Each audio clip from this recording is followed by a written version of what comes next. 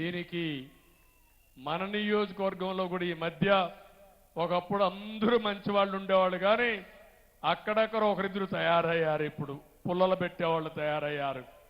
కానీ వాళ్ళ గురించి బాధ లేదు. మనందరం ఒకటైతే వాళ్లే మారతారు, మారకపోతే మారుస్తాం. దాని గురించి నాకు బాధ లేదు. ఈ రోజటి నుంచి మన సంక్షేమం, అభివృద్ధి రెండు కూడా సమాంతరంగా ముందుకు పోవాల్సిన అవసరం ఉంది.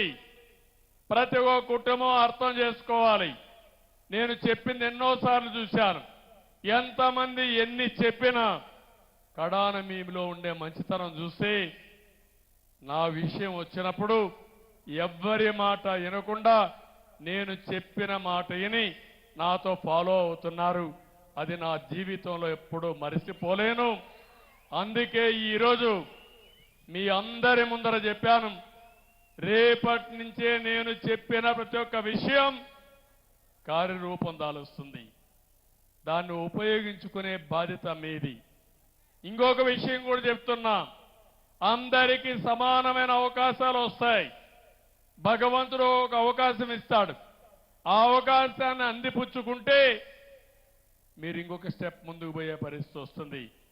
ఇప్పుడు ఉదాహరణ నేను ఒక మాట చెప్పాను, 4,000 రూపాయలు 63,50,000 మందికి ఈ నెల నుంచి ఇస్తున్నాం. ఒక నెలలో 7,000 ఇస్తున్నాం ఈ నెలలో అయితే. కానీ అలాంటి ముసలి వాళ్ళని మీరు జాగ్రత్తగా చూసుకోవాలి, మీ ఇంట్లో ఉండేవాళ్ళని. నేను పింఛన్ ఇవ్వక మునుపు అలాంటి ముసలి వాళ్ళని మీరు చీదరించుకునే పరిస్థితి ఉండేది. ఈ ముసలోళ్ళు ఇంకా బతుకున్నారు, మేమే కష్టాల్లో ఉన్నాం, మా కష్టం వెళ్ళి ఎక్కడ పెడదామని. ఇప్పుడు మీరేమీ వాళ్ళని చూసుకోవాలని పని లేదు. నేను ఇచ్చిన డబ్బులే వాళ్ళకు సరిపోతుంది. వాళ్ళ గౌరవంగా మీరు పలకరిస్తే వాళ్ళు ఇంకొక 5-6 ఏళ్ళు ఎక్కువ బతుకుతారు. ఎక్కువ బతికితే మీకు కూడా వెసులుబాటు వస్తుంది, ఇంటికి కూడా. అవునా కాదా? ఆ గౌరవాన్ని పెద్దలు కోరుకునేది గౌరవమే. మిమ్మల్ని పెంచి పోషిస్తారు. చివరి రోజుల్లో కన్న కొడుకు చూసుకోవాలని, కన్న కూతురు చూసుకోవాలని, గౌరవంగా బ్రతకాలని చూస్తారు.